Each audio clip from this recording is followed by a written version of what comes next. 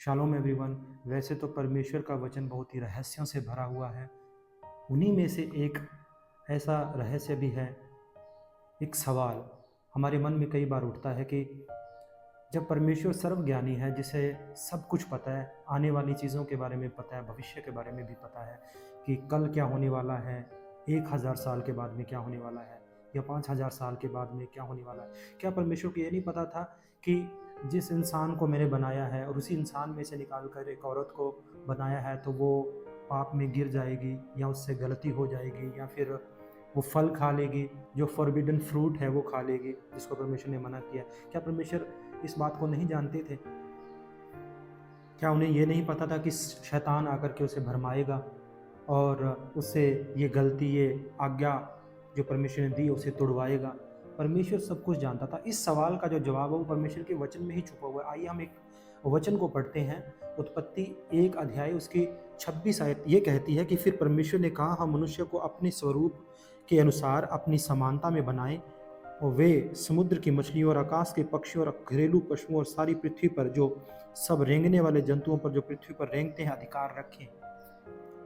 हमने कई बार इस वचन को पढ़ा है, लेकिन आज हमने ध्यान से पढ़ा है, तब हमने ये जाना है कि परमेश्वर ने यहाँ पर क्या कहा है।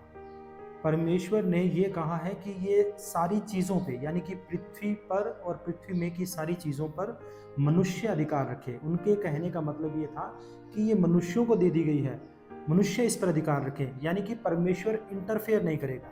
कई लोग ये बात कहते हैं कि शैतान जो है वो तब खुश हुआ था जब हवा ने फल खा लिया था, आज्ञा तोड़ दी। नहीं, शैतान तब खुश नहीं हुआ था। शैतान तभी खुश हो गया था जब परमेश्वर ने यह बात बोली थी कि तुम अधिकार रखो।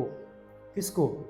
आदम को और हवा को ये बात बोल दी थी कि तुम अधिकार रखो पृथ्वी पर। इसका मतलब शैतान की खुशी का कारण क्या हो गया इस बात में?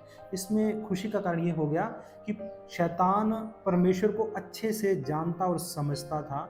वो ये जानता था कि परमेश्वर जो है वो अपने वचन का पक्का परमेश्वर है। वो अपनी बात कह के उस पे से पलटता नहीं है कभी भी। तो उसने जब कहा कि तुम अधिकार रखो, तो शैतान अच्छे से जानता था कि अब अगर मैं हवा को भरमाऊंगा तो परमेश्वर बीच में नहीं आएंगे, वो रोकेंगे नहीं। शैतान ये जानता था कि अब फ्री विल दे दी है, आज़ाद इच्छा दे दी है परमेश्वर ने आदमी को, ह्यूमन को। तो अब मैं अगर उन्हें भरमाऊंगा तो परमेश्वर कभी भी रोकने के लिए बीच में नहीं आएगा। देखिए, इस बात से हमें इस बात का पता चलता है कि परमेश्वर जो है वो अपने वचन का पक्का परमेश्वर है। क्या होता अगर परमेश्वर बीच में आकर के इंटरप्ट करता या फिर रोकता? रोक भी तो सकते थे, परमेश्वर रोक भी सकते थे। हवा को ये आके बोल सकते थे कि नहीं, तूने ये फ्रूट, मैंने मना किया था ना, इस फ्रूट को नहीं खाना है, ऐसा बोल सकते हैं। लेकिन परमेश्वर ने नहीं किया ऐसा। कारण क्या है इसका? इसका कारण ये है कि जब हम थ्रू आउट द बाइबल, उत्पत्ति से लेकर रेवलेशन तक पढ़ते हैं, तो हम परमेश्वर की एक चीज़, एक खासियत को देखते हैं कि परमेश्वर जब कोई बात कहते हैं तो उस पर खरे हैं, वो पक्के हैं, अटल हैं, वो अपने वचन से कभी मुकरते नहीं हैं।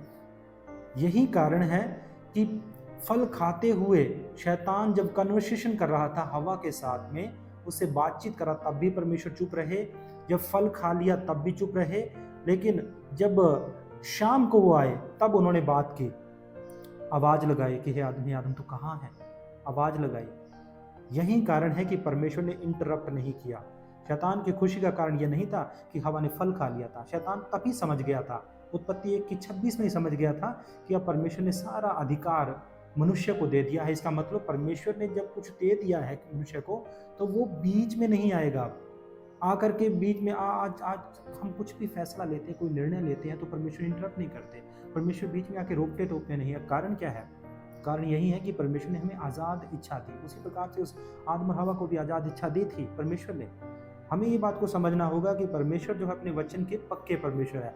वो कभी भी अपने वचन से पलटते नहीं और उसका वचन कभी टलता नहीं है।